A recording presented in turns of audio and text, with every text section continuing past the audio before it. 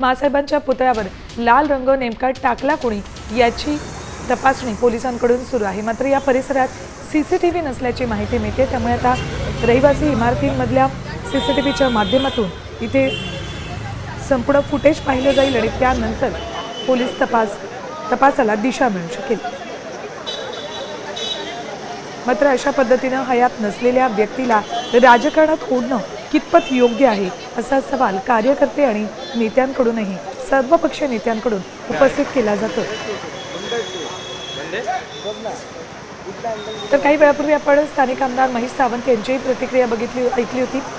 सकाळी 6:15च्या सुमाराला आपल्याला याबाबत माहिती मिळाली आणि त्यानंतर आपण इथे आलो असं त्यांनी सांगितलं। तर स्थानिक कार्यकर्त्यांना शिवसैनिकांना अशी घटना घडल्याची माहिती मिळाल्यानंतर त्यांनी तातडीने इथे पोहोचत आधी साफसफाईचं काम केलेलं आहे।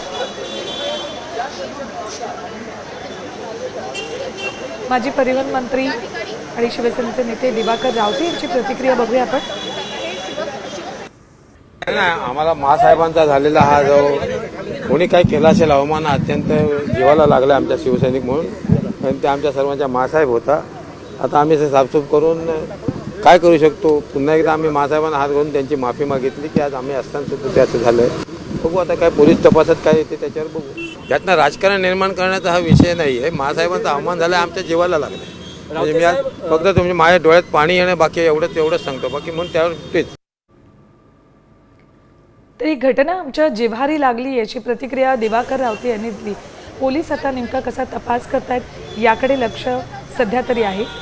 आता isakal.com आहे देशातील नंबर 1 ची मराठी न्यूज वेबसाईट। प्रत्येक अपडेटसाठी isakal.com ला नक्की भेट द्या।